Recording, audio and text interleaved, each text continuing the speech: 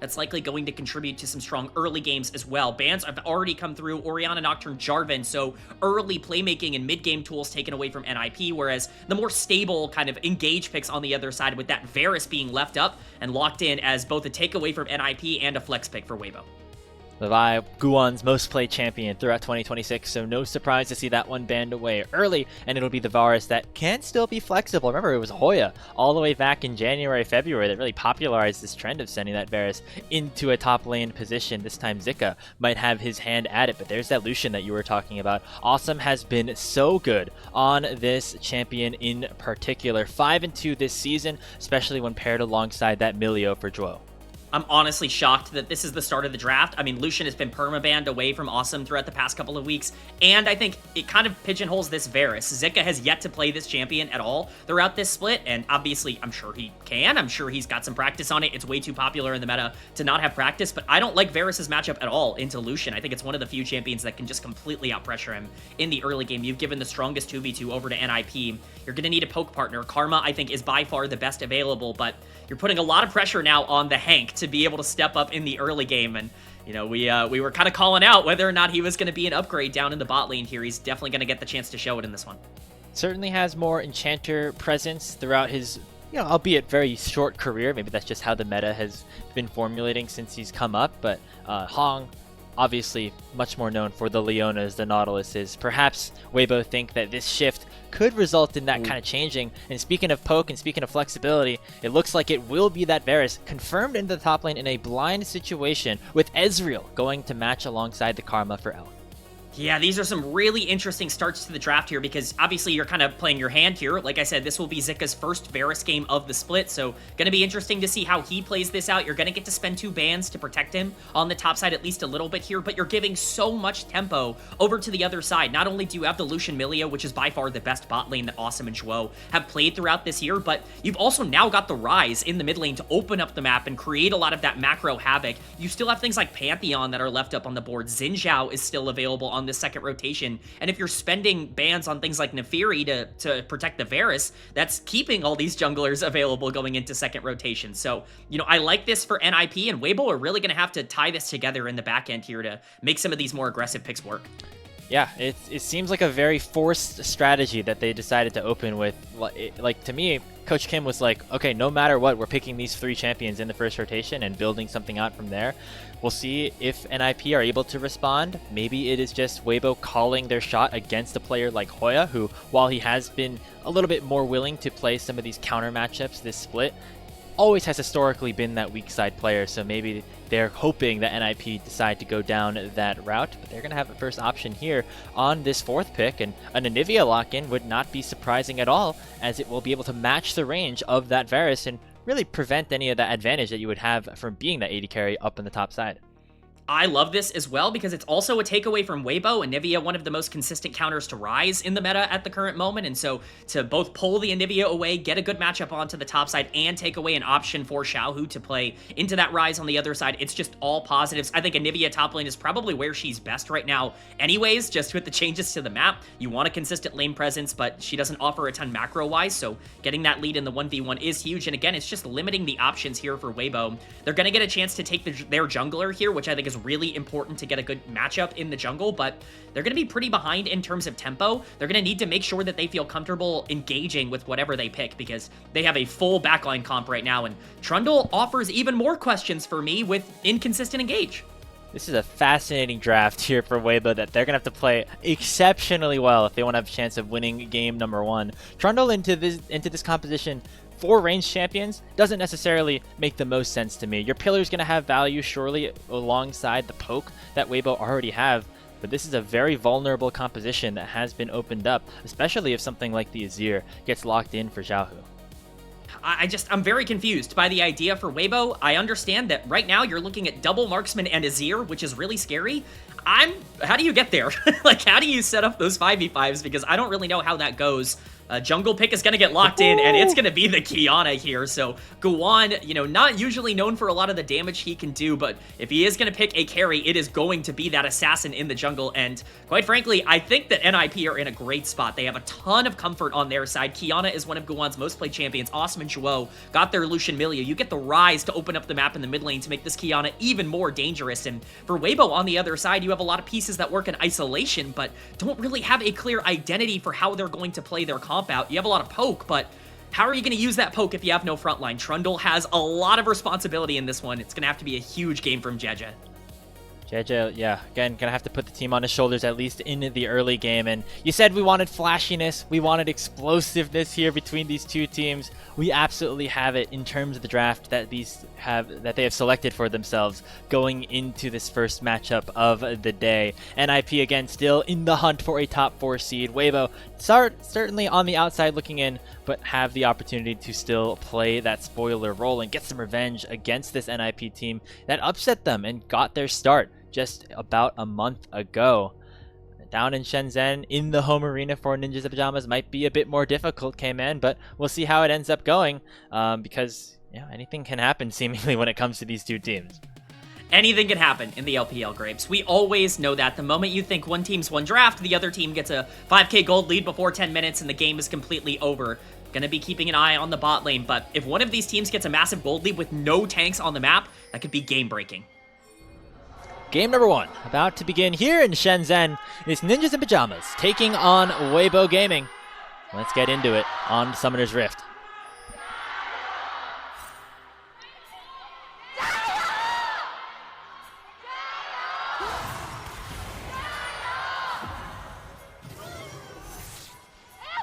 Well, a little bit of danger here. Very excited Weibo fan. There's already some summoner spells getting blown down on the bottom side jungle. Flash. The Hank flashes forward to land that inner flame onto a flashless Assum, and Jiejie and Elk are still chasing. The barrier has been popped. The healing will not be enough, and Weibo just gets something out of nothing. Run it straight into the red side jungle and pick up first blood.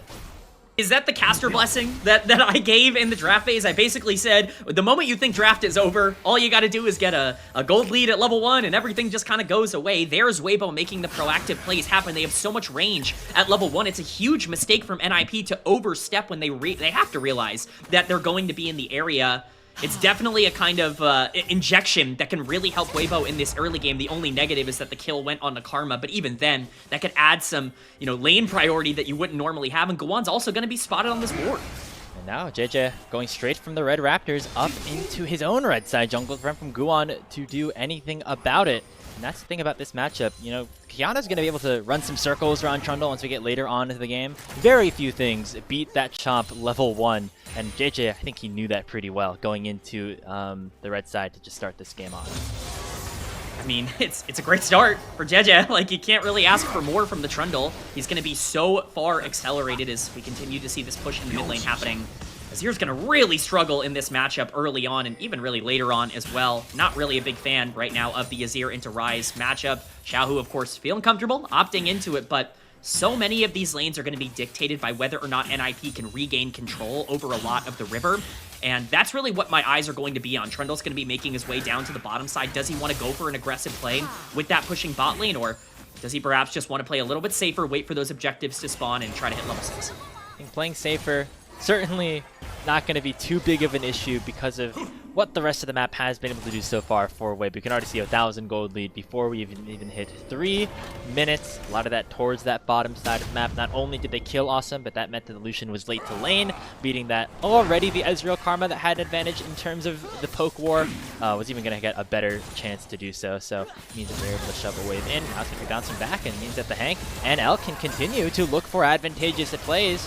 Down here onto the bottom side, Cozy Campfire keeping Assum and Zhuo healthy. But remember, Kman, this is one of the most bloody bot lanes that we have in the league here in NIP, and they've been put on the back foot early. Yeah, Guwon's going to spend some time on the bottom side here. Weibo has to make sure that they don't make a mistake right now. This is really the only time back into the game for NIP. Yeah, the Hank did get hit by that Ultra Mega Fire Kick, and that means that Guwon could be able to close the gap. They have Jiejie on the way, but it certainly should be a dead Karma, and with Elk out of mana, it will just be an equalization of kills here for NIP. It's just a mistake from Weibo Gaming. We were talking about the Hank needing to step up here on the Karma. It looked like that laning phase was going so well for them. Taking the Lucian Milio out of the early game would be a disaster for NIP, but you have to recognize there's no camps on the bottom side. Jiejie's taken them all. Of course, Guwon is going to be in the area, but just the respect not shown over to the other side, and now NIP are immediately back into this game, especially with a kill onto the Lucian, the best possible target. Yeah, Weibo really wanted to crash that wave after it bounced back under themselves, but maybe one of those situations where you take a reset a wave earlier, right? Just don't greed for the extra longsword or anything like that. Ends up costing the Hank his life and getting NIP back into this game just a little bit, and having Assum on his Lucian get back on the board with a kill. Certainly going to feel very nice for him. I mean, we talked about Assum feeling comfortable on the Lucian, right? This is his champion, the one that he has made his name on throughout all of this split. Getting an extra kill onto him, and especially getting this lane back into a spot where he can start to be aggressive in terms of these trades again, really important. Lucian Milio really only functions well if you're able to get that early lane lead. And while they are a little bit up in gold here, I mean, technically down in gold with the Hank having a 500 gold lead in the support position, they should still be able to be very aggressive in these 2v2 trades, which will open up the map a little bit more for the junglers to either play topside or potentially even regank bottom with dragon spawning.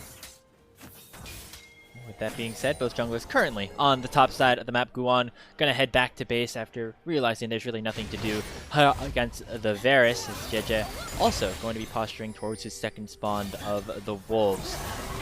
The bottom lane we go. Not too much happening just yet, as Assum just able to dash away from that tether, but you can see the aggression still that Elk and the Hank are playing with on this Ezreal Karma. Really, it's all about the poke in this 2v2. If Ezreal and Karma can get their spells off, Assum is going to have a hard time being able to step up here. The question is, you know, can the all-in really come through on that bot lane duo? Jiejie is going to be making his way down here to the dragon. See if it's just a ward, or if it is going to be the objective started. It looks like he wants to try and take this with the bot lane prio that he has. Guwon is in the area. This would be a greedy contest, but this is also a very greedy take right now with mid lane priority as well. Guwon, I don't know if he knows that this is happening or just is looking to have an answer in the mid lane. Xiaohu is level 6. Care is going to posture a little bit aggressively and make sure that Azir just is going to back away. Xiaohu will be fine, and it'll be first dragon secured for Jiejie and Weibo Gaming. Very important to get these dragons stacked for Weibo Gaming. When you're talking about their late game, they have a lot of tools to be able to play out the late game here, but they need to make sure they have the stats to stat check. When you have two marksmen and an Azir and a Trundle, these are all stat stick champions, and trades like this in the bot lane certainly help. Already have that mantra Q issued by the Hank. You see those summoner spells start to come back off of cooldown. The Hank once again has that flash at the ready. Now Jiejie with level 6. Hovering around in case Assum and Zhuo decide to go for a more aggressive trade. Guwon's going to be down here as well. He does not have the supreme display of talent, and that is the go button. Now already popped for the Troll King. Assum doesn't care about that. He flashes forward, gets into the brush, and takes Elk down. It'll be a 1-for-1 trade. They'll give the kill over to the Troll King, but Assum able to make something happen after what could have been a really disastrous play down there. That looked really scary for a little while, especially, again, as you called out, Guwon was level 5 for that fight, so things could have gotten real bad if they full engaged on that 3-for-3. Obviously, Assum doing a great job to recognize that they probably don't win the extended trade to just go in and burst down the Ezreal. That is a second kill for the Lucian. I understand you're a little bit worried about giving more gold over to the Trundle, but if there's someone on this team I trust to make those trades and to carry in the later part of the game, it's Assum on this Lucian. He's getting closer and closer to that first item completion, which will be a massive spike.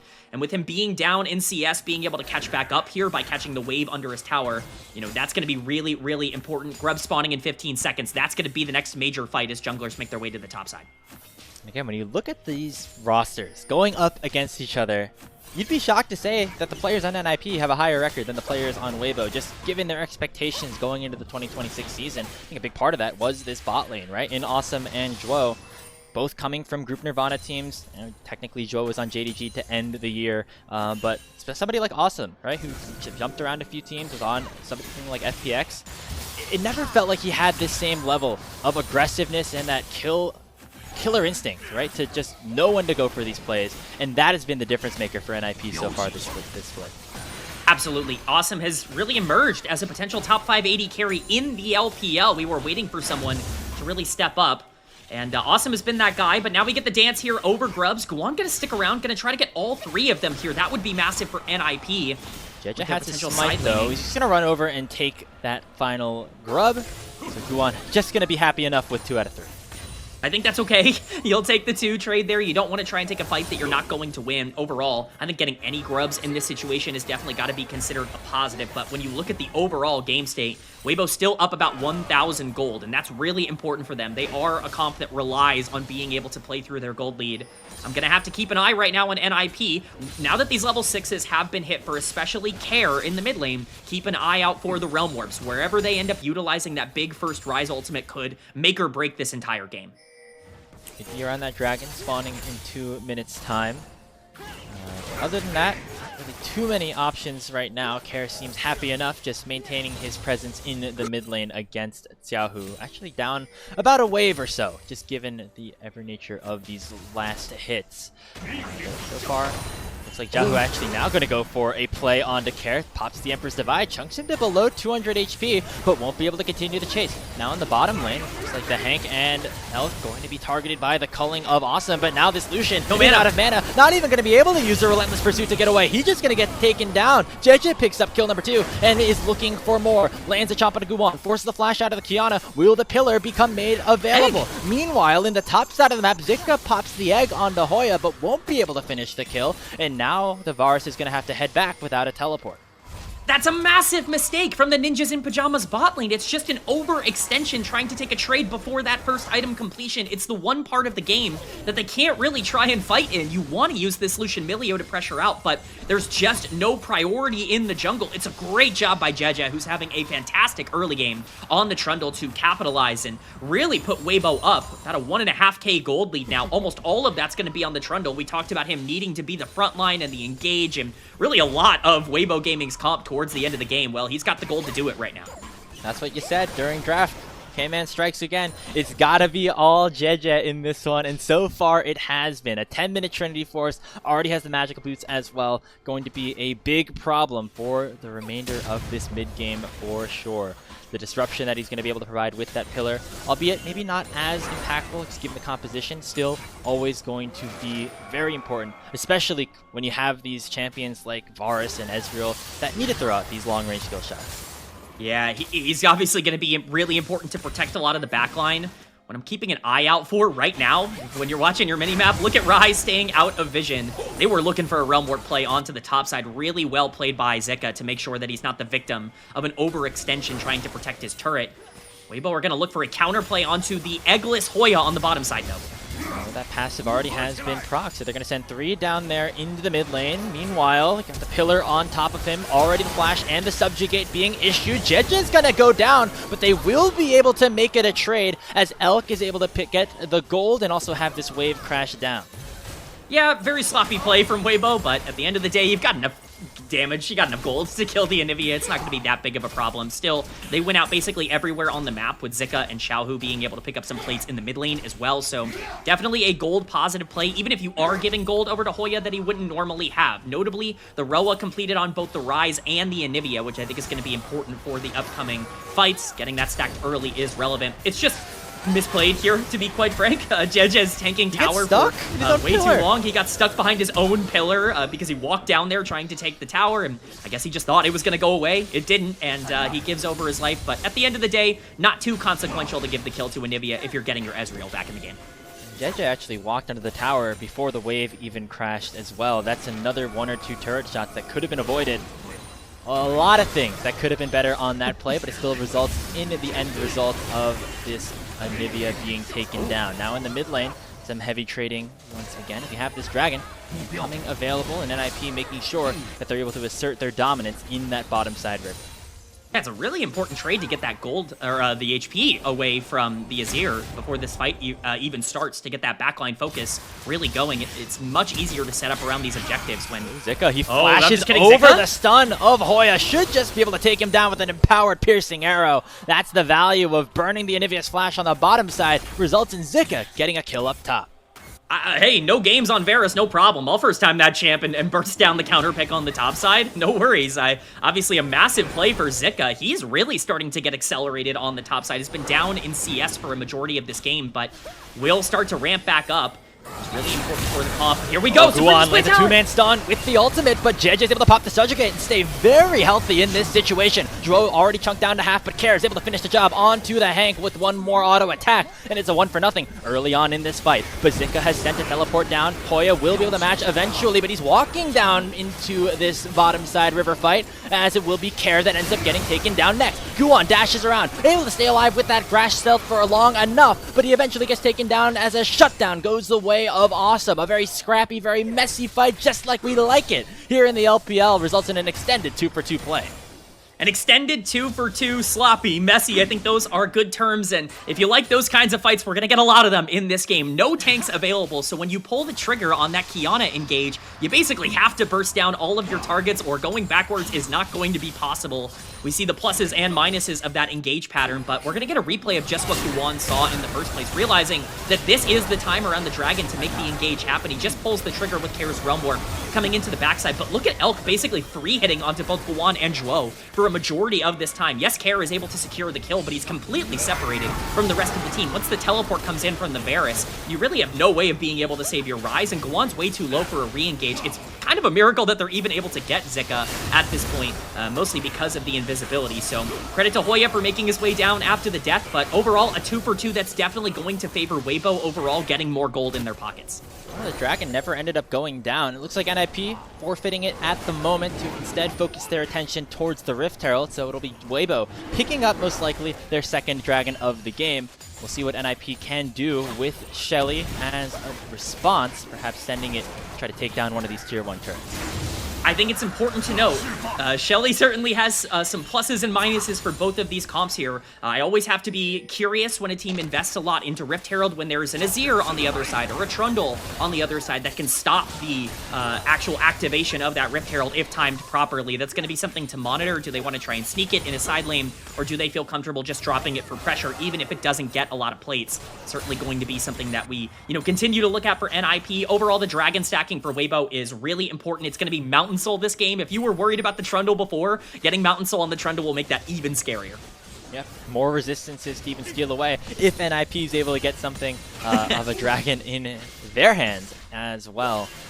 But yeah, in terms of the frontline ability of this Weibo composition, purely revolves around Jiejie. He's going to get tankier and tankier if the game continues to progress in this fashion, as Weibo Gaming able to build themselves a pretty nice lead at this point, but feels like NIP are never out of it, even in games like this, right? You think back to their last series that they played against Weibo about a month ago. There were similar situations to what you're seeing on your screen right now. And I think the real key thing there for NIP is that it was Guwon's engages, and it was Assum that was able to really take over in the fights. Assum has 3 kills, 2 items completed for this Lucian, and Guwon is going to be on a champion that's going to have a ton of priority into this weak backline for Weibo Gaming. So there are definitely tools to get back into this game. It is far from over for Ninjas in Pyjamas. They just can't really afford to make the positioning mistakes that they've made, and at this point it might even be scary to go for a lot of those front-to-back 5v5s. They're going to have to find some creative angles, but that's something NIP is really good at. Yeah, I mean, even despite Assum having that power spike at this point, it still looks like Elk and the Hank are getting the better of this 2v2, regardless of if they're in the bot or the mid lane. The poke of this Karma Ezreal can continue to be a problem, but the short trades for Assum now with the rapid fire cannon and the Essence Reaver completed will be beneficial if, for whatever reason, Elk and the Hank step up in the wrong time. Speaking of stepping up, Xiaohu might be doing exactly that, as Guwon is getting spotted on this control ward, but that tower in the top side, not long for this world either. Nicely done by Xiao to at least clear out the minion wave, and now on the bottom side, Hoya is going to get dove once again, but this time he has his passive and is just going to be able to get that pop. Meanwhile, on the top side, Xiaohu able to escape with a teleport, and they'll be able to try to make a re-engage down here. The Emperor's Divide comes out, but it's just a little bit too late, and Hoya is able to get on out of there with a TP of his own.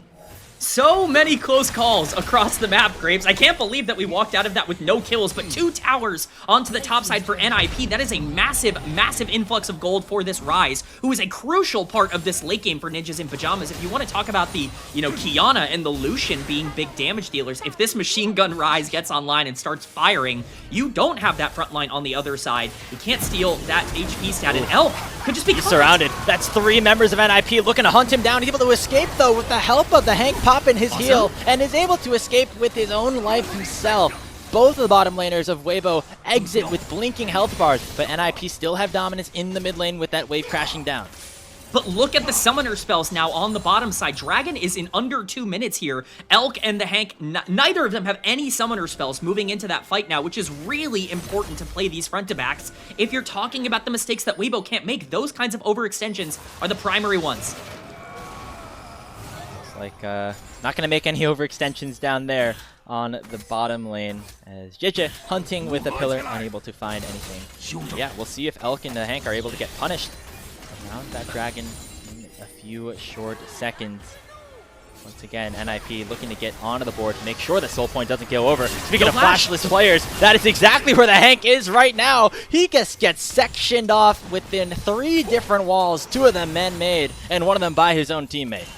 Unfortunately, has to pay for the sins of his AD carry. He uses his flash in that earlier fight to protect his ADC and ends up getting caught for it trying to get vision. It's not going to be super consequential with Dragon not having spawned just yet, but still, again, it's more gold into the pocket of Ninjas in Pyjamas, a team that has consistently needed to start generating these resources that struggled in the early game. Weibo, once again, not able to find mid-game plays to make on the map. This is something they have been bad at throughout the entire split, and it's once again costing them in this game against NIP. We've seen a couple of these overextensions from a player like the Hank so far throughout the 2 series that he's played, and multiple times in this game even on its own. Always one of those situations when you're dealing with a player playing in just his 2nd series in a tier 1 league. The Hank maybe feeling a little anxious to get some vision for his team and ends up costing him his life. Not going to matter too much in the grand scheme of things, but NIP now going to control this bottom side river as the dragon does spawn. Yeah, they need to make sure they are on the inside track for this. Soul point is really important for Weibo, and they do not want to give this up for free, despite all of the zone control coming in from NIP. Weibo are standing their ground. We have a flank angle from Care on the backside. Weibo looks like they're going to sacrifice that priority in the mid lane to just go for the start of the dragon. They spot out Care and force him back to the bottom lane. But now battle lines really have been drawn. A Realm Warp has been issued, and they're going to send Care in right onto the flash of the Hank again. Elk goes over the wall to save his support, but now Weibo are a bit separated. The Wall of Ice is going to send Jiejie right into the middle of the team as the culling goes out from Assum, and the dragon's already at 3,000 HP. Chain of Corruption finds Hoya, who once again does not have that egg, but the dragon is picked up here by NIP. Guwon smites it away. It will be the trade as Hoya goes down, but NIP should be able to escape with the cozy campfire, keeping him nice and healthy. Yeah, they are running for the hills. They can get out of here. That is a massive turn for NIP. Yes, they lose their top laner, but they don't lose any more than that. Oh, Guwon. They're just still chasing Guwon, but this Qiyana should be entirely safe on this. And overall, it's a massive, massive plus. Weibo Gaming look like they're going to try and pressure Baron here, but that'd be such a bold call. There's 30 seconds, 20 now on to Hoya, and it would be a 4v5. Weibo say we didn't get the dragon, but we're going to try to take the Baron in response to the health bars are already ticking. And you know the amount of damage that Assum's able to do if you can get just in the range to take 1 member down. The Baron's already melting. Guwon's going to try to get into the pit, but it's too late and secured by Jiejie. Xiaohu sent Zhuo over with the Emperor's Divide, and Guwon goes along with him. Will be all just that 1-for-1. Teleport coming back in for Hoya, and Care flashes forward. Lands the Rune Prison onto Zika, is able to take the Varus down. Hoya looking to continue the chase, but 3 members of Weibo still making their way out of things. True Shot Barrage does not find Care, and Weibo are able to escape with the Baron, but only on 3 members. This game is on a knife's edge, Graves. It is absolutely dynamic what we are seeing. We see NIP play a dragon fight as well as they can, but because they lose their top laner, it's decisiveness from Weibo that gets them something in return. Yes, they have a Baron now, but what can you do with this Baron? It's going to be harder and harder to push in as you give more and more gold over to NIP as we get a replay of this Baron exchange in the first place. We are looking at half-health Weibo Gaming members across the board. Guwon just needs to get into the pit. If he saved his dash to get over the wall, there is a real chance that he just goes in and steals it because he has so much damage, so much more than Trundle at that point. Yes, you're able to get some kills in return, but a very risky play that does cost quite a bit for Weibo. We'll see what they can do now with the Baron, and that will determine whether or not it was worth it at all. It looks like Jiejie and Guwon just traded their lives in the picture-in-picture somehow while we were in that replay. Don't know exactly how that happened, but that's going to stifle things a little bit for Weibo again. Elk's already out of mana, likely going to head back to base, and this is another situation here, Kman, where things don't work out for Weibo. Yeah, I think we kind of saw it going into the replay as we get a little picture-in-picture that both of them basically just stayed on the map. Jiejie just overextending, never recalled after taking the Baron and just gets caught. It's a massive mistake. Yes, Guwon has to give his life for the pick, but that's super worth it for the Qiyana, who gets a lot of that Baron power off the map. The Trundle no longer having that available. It's only the bot lane now that has that Baron buff available. We can see the prediction right now has Weibo still in the lead. I'm not so sure about that. I think this game is really, really close between these two teams, especially with no clear front line on either side. Whoever gets that first big engage can take the entire game. There's another engage this time. It's on to the Hank. And Guwon finds his mark once more, an assassination with the supreme display of talent. And NIP once again working with the numbers advantage against the Baron buff. I am watching an NIP team claw their way back into this game after a disastrous early game, a disastrous level 1. They are now up 500 gold. I know that's not really all that relevant, but for how far down they were, for them to be here, pressuring out this mid lane turret with the Baron buff still on the side of Weibo, it's so impressive. They're going to get this mid lane turret, and we're going to see if Weibo want to even try and contest it. They end up trying to contest, but doesn't end up mattering too much as NIP able to take it from under their noses and head back on out of there. And NIP now with the gold advantage, and Kman, Guwon is starting to get fed on this Qiyana. Oh, he is getting more than fed, although could be a little bit caught here. He is stuck under the pillar. We'll eventually get that leap through, and we'll fight over this Gromp, as is customary here in the LPL. I would be shocked if this turns into a fight, but you never really know. Looks like it is just going to be the disengage. Hey, I hate to call back to draft grapes, but where is the engage from Weibo Gaming? How do they start these fights? The Trundle obviously so important in the early game, but the lack of real tools means that Jiejie has to burn flash just to get out of the ice pillar coming in from Hoya. It's the entire map being run by NIP right now. The zone control that NIP is going to have in these objective setups is just going to be dastardly to even think about down the line. When you have Hoya with the Glacial Storm in the walls, Guwon able to throw that ultimate on top of it, and then even somebody like Assum able to dash in and set up a culling, it's going to be very scary for anybody to walk in for Weibo. It's not just that, but if you're trying to play these front-to-backs, you have to worry about a Realm Warp on the back end. You have to worry about Care finding his way with the Rise to be able to hit a lot of these backline targets too. There are so many threats for Ninjas in Pyjamas, and for Weibo, because you are such an important stat stick comp, you're double marksman, you have a Zir in the mid lane, you need to make sure that you're protecting that backline. But if Trundle is going in and peeling for the backline, you don't have any way to actually win fights. Weibo has to control this area well. Oh well, NIP are split up a little bit. Supreme Display of Talent doesn't find any damage. It just knocks Jiejie back into the NIP roster. He pops Subjugate and will be able to survive by the slimmest of margins. True Shot Barrage finds a big number onto the NIP composition, and Weibo Gaming now have the HP advantage with the Dragon about to spawn. I mean, that is a good fight overall for NIP because they get the jungler off of the Dragon and it gives them even more time to set up around the area, but what do they do now that Care is at half health? He's very tanky with these items, and TP is coming in. The Anivia flank here for Hoya, about to be massive. He throws down the Glacial Storm. Elk able to shift away and get out of that ultimate and force Hoya to flash away himself. Teleport comes in from Jiejie, and here's the Emperor's Divide from Xiaohu, able to find 2 members of the Ninjas in Pyjamas. Hoya goes golden. He won't be alive for much longer. That egg's about to get poached as Zika lands the final blow. Weibo Gaming find a massive fight and claim soul point for themselves.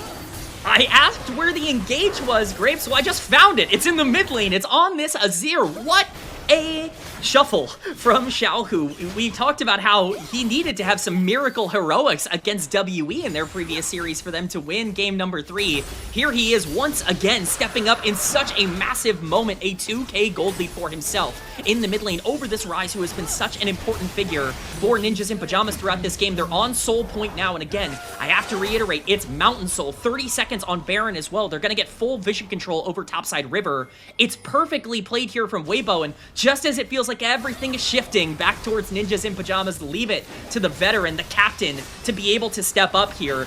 We just get a replay of this beautiful shuffle. They put so much down onto the Hank early on into this fight. Xiaohu sees his opportunity. The flashes do not matter. He picks up Care. He picks up Zhuo. Getting those priority targets just by the nick of time is just enough for him. And it could have been more, right? Now that's 2 flashes away from Assum and Care. If they didn't burn them, that could have been 4 members in that Emperor's Divide. I mean, it could have been real scary, right? And that's the thing now. You talk about the flashes being burned. They don't have those anymore. And now we've got Baron on the map, which Weibo are just going to start. They're going to rip this real fast. Yeah, the Azir suddenly super powerful. We've been waiting for Xiaohu to have his moment in this game, and it finally arrived around that decisive dragon fight. It looks like Weibo's going to peel away from the Baron Nashor for now. Don't want to have it be a 50-50. Instead, play the poke wars that you have with this double AD carry proposition. True Shot Barrage not going to find anybody, but at least clearing out some of those ranged minions. Now Assum gets his opportunity to dash forward. One starting to make their way into the river. Shifting stands out from Xiaohu will keep him alive. I like this call from Weibo. You don't want to overextend when your comp is definitely built to play these long, drawn-out, extended fights. Poke is the name of the game. You've got control over the river. You weren't able to find your engages. That is more than fine. Don't make a mistake at this point in the game. Overall, for Weibo, it might not have been a clean mid-game, but their early and late games have been really solid, and quite frankly, this entire game has played into the perception that Weibo has had throughout this entire split. These are talented players that just need to be able to put it together regularly. This is a very difficult comp to execute on, but they have the gold to be able to find it. As much as we've talked about them getting a lead, this game is far from over. NIP have the exact same tools we were hyping them up for as before. Yeah, definitely not out of the woods just yet. It's still a very hard to execute composition for Weibo Gaming. You see Guwon waiting in that fog of war. 4 completed items here on the Kiana. I don't see him. One-shot anybody at a moment's notice, and the Hank might just be that target once again. There he goes. Oh, man. In a matter of a second, that support for Weibo is down.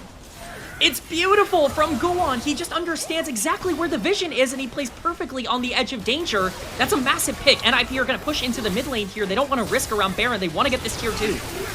Pulling comes out. Elk already chunked down to half. Chain of Corruption land on the Hoya, but he gets McHale's by Zhuo, able to stay alive. Tier 2 tower at about half HP. NIP forced to back away. They're going to be happy with how that sequence went, but the kill still in the hands of Guwon, who again, playing like an all-pro here in this split so far. Hey, if we wanted a strong Guwon All-Pro game, this is the one. Go ahead and get your votes in. Join the Discord. Vote for this guy because he continues to carry this team. He's 3,000 gold up on a Jiejie Trundle, who was so strong in the early game. He's been so essential towards their success as a whole, and I want to add even more. The big problem here is that he's doing all the work. There's not really a lot going on after he burns his combo. We need to see the rest of this NIP team start to step up and be able to take the rest of these fights 4v4, because for now, you've got very little engage on the side of Weibo, and you have very little follow-up on the side of NIP. This game could continue to dance on a knife's edge for a while, even with potential soul spawning in just over a minute. And it feels like, you know, normally this is where the bot lane for NIP would be stepping up. Assum and Zhuo, notably awesome in these team fights, being able to have that killer instinct, go in and be really aggressive. But it feels like right now the composition of Weibo being ahead and having all this range against this Lucian is really starting to pay some dividends. Despite the competition being very risky, NIP feel that risk and are going to start at the Baron themselves. This is such a bold call. Both of the marksmen are in base right now. They're going to rip this. Teleport coming in from Xiaohu, but will it be in time? It looks like they just wanted to burn that sum. And so NIP going to back away, wanting to make sure they are set and ready for that soul fight that'll be happening in 45 seconds. NIP are so decisive that I never really know what actual plays they're going for. I get heart palpitations every time I see this team start a Baron. I get very nervous, but Guwon still looking, trying to play on the edge of vision. He's once again behind Weibo Gaming. He knows that Weibo's going to have to eventually go towards the Dragon Pit. Who is going to face check this bush? It looks like it's going to be Jiejie, and that is the target that they would want to have. He jumps over, though, and Guwon finds Xiaohu. Forces the Azir to go golden with less than 300 HP. He has to flash away, and remember, he burned that teleport to try to get to the Baron. He's not going to be able to be a part of this fight as the Dragon's about to spawn. Yeah, he has no flash, he has no teleport. There's nothing available here for Xiaohu. NIP unfortunately lose a lot of health in that exchange onto Guwon, but if they want to try and burn this, now is the time, as this Azir and the Trundle are going to be making their way from base. Would be soul for Weibo, but they're fighting without numbers at this point. Jiejie also went back to base, and that means that a smite advantage certainly will go the way of Guwon, unless Zika is able to pull out some sort of miracle. 69 HP as it was, but it's still going to be Guwon to secure the Dragon and deny the soul. Weibo end up backing out, but now there might be pings towards the Baron, or at least the top side of the map. I'm getting deja vu, Grapes. I think we've already seen this in this game. Yes, NIP are able to get the Dragon, but Baron is on the table for Weibo because Xiaohu and Jiejie ended up backing. They're just going to be able to rip this. Kair's going to try to get as much push as he can on the bottom side, but this is gone. Once again, it's going to be a Dragon for Baron trade, which you would almost always consider in favor of Weibo, but the question is, can they push? They have so much poke, they have so much wave control, but they have yet to really be able to make their presence known in these side waves with Ryze and Anivia consistently being able to catch catch these waves, it's now or never for Weibo to get that gold lead from 2K to something closer to 4 or 5. 24 kills in 33 minutes, but it feels like a whole lot more, Kman. It's been a crazy game number 1, living up to what this series was about a month ago when these two teams first faced off here in the spring season. NIP was able to take that series eventually 2-1, but Weibo trying to answer back. They have the Baron buff for the next 2.5 minutes, and a large reason as to why that Dragon for Baron trade is able to be successful is you go back to minute 1, that bottom lane kill. It gave Jiejie the opportunity to take those early Dragons and make sure they weren't giving up a soul at this point in the game. Yeah, we might be forgetting because he's down 3,000 gold now, but Jiejie has been so important. He's going to have to continue to be. He can't get caught here. Well, he face checks Guwon though. He's tanky enough to be able to withstand the pressure of a singular combo from the Qiyana. The rest of his team maybe not as much, and so Jiejie able to get some really valuable vision around NIP's red buff with waves crashing all across the rift. Looks like the 2 marksmen will be down bottom, while the rest of Weibo will be headed mid. Oh, this game's on a knife's edge. Guwon has to be so careful, but with the Milio there, should be relatively safe. Hoya's going to have to catch this top side with no teleport available, so this is a free push with the Baron buff for Weibo Gaming. We'll see how much they want to take this. They're splitting mid as well, so they definitely have the tempo they need with double cannons here. See if they want to overstay and maybe risk trying to break open the base, or if they feel it's good enough to just try and get some pressure down onto NIP here. There's the mid lane inhibitor turret. Can take a big chunk with that crystalline overgrowth, but Jiejie gets hit up by a rune prison, forces the culling out of Assum, but now the Trundle is at half HP. Should be able to pick up this red buff. That'll result in a decent amount of regeneration. Baron buff still available for the next minute. You would know if you're Weibo, you would love to at least get 1 inhibitor for all of the sacrifices they've had to make so far here in this game. This is the problem with their comp. They just can't step up consistently against this team. They take so much damage. Trundle being really the only frontliner means that unless he's full engaging and stealing all those resistances from somebody else on NIP, he doesn't really have the stats. He has to choose when to commit in order to actually be able to take up so much of this damage. So they're caught between a rock and a hard place here. So the Baron buff, while yes, it is positive, still is only going to be about a 2,000 gold swing for Weibo Gaming, and this game is still wide open. NIP can continue to control these dragons. That's likely going to be where things are decided, unless we just flip the game topside. Hoya gets hit up by the Chain of Corruption, but a nice Breath of Life again from Zhuo. Make sure that no Blight stacks or crowd control will be issued onto the bird.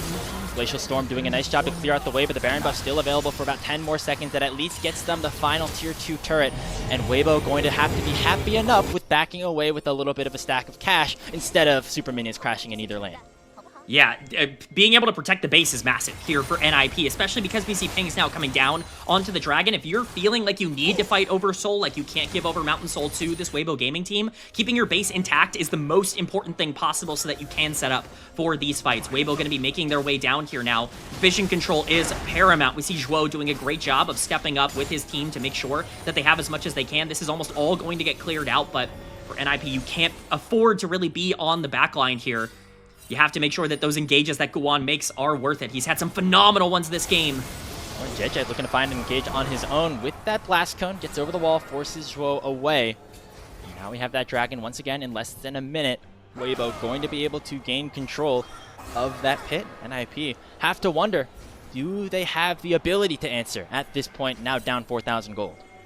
Really important to note, look at the summoner spells on the bottom of your screen. Everything is available for these two teams. And so if this is going to be a game-deciding fight around this potential soul for Weibo Gaming, we could see everything thrown at the wall. Having those escape tools available for the backlines of both of these squads, but specifically for Weibo, is incredibly important as we see Guwon looking for his angle.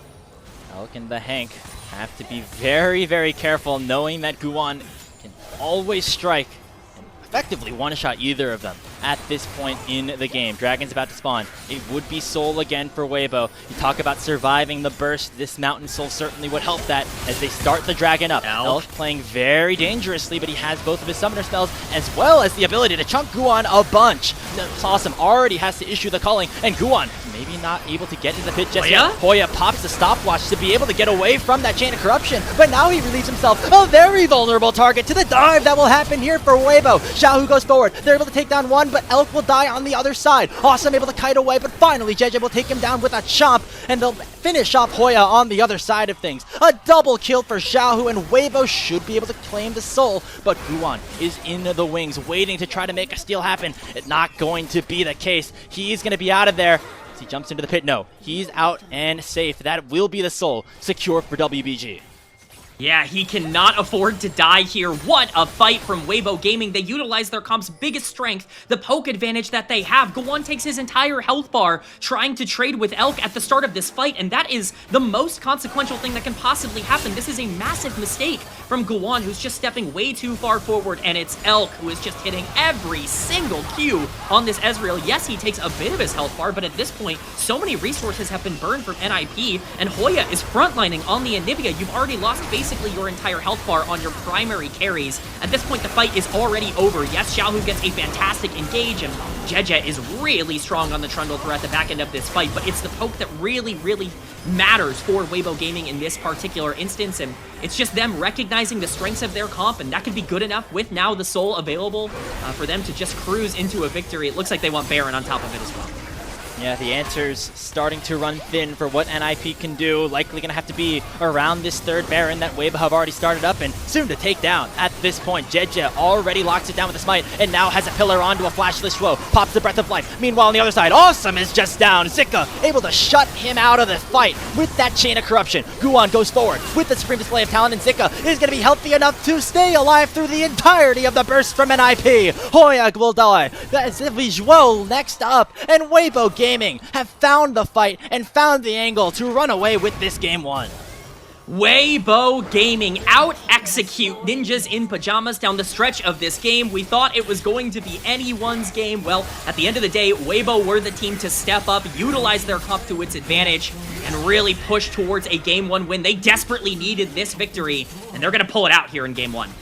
40 minutes time, but that is just run-of-the-mill here for our bottom teams here in Group Ascend. Weibo are able to strike first and take a game off of NIP in their home arena. Massive win in game one. Getting that momentum under your belt is exactly what we talked about Weibo needing to do, not just in terms of the overall split, but especially here in game one. If you want to strike, you need to strike fast against this team. I was really worried about this comp in draft because you really have no tools if this Trundle is not in the game, and if you're not super fed on a lot of these carries, if your backline gets destroyed by Guwon, you don't have a lot of ways to play, but they have so much poke. They utilize that poke to chunk out the Qiyana, not allow her to find her way into the most important fight, and from that point the game was just over. Yeah, I know we definitely were questioning what this draft for Weibo had in store, but when they're able to just express their skill of you know, the players that we know have all of that skill, right?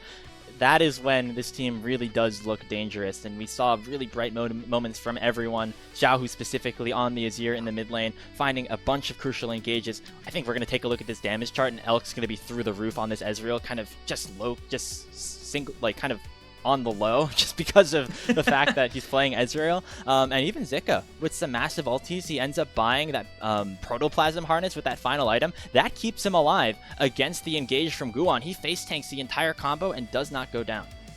It's an actually perfect game, I think, from like a lot of the late game here for Weibo. You obviously wish they didn't make their mistakes in the mid game. I think that was a big problem for them. In a lot of this game, allowing NIP to even get a foothold to get back in this game was a bit of a problem, but the execution down the stretch was massive, and that's what we know Weibo for. This is a team that knows how to get leads. They know how to play team fights. It's all of the other stuff that they really struggle at. I still want to see them start to grow in that area, but we talked about this in the series against WE. Xiaohu can just be so big for this team in these big team fight moments. You can question whether or not his laning or his mid-game macro is on point all the time. He can make some mistakes in side lanes, but when you get this guy in a 5v5 and you put him on a champion like Azir that he's played so many times throughout his career, he can really make the difference. And for me, you know, we're going to have an MVP conversation a little bit later. I think Xiaohu's going to be leading the charts for me. There we go. Yeah. Damage charts. 52k damage for Elk. He does have the Ezreal buff of just being able to throw out a Q every once in a while and deal 500 without it really being super impactful. I think that Xiaohu definitely had high impact here as well.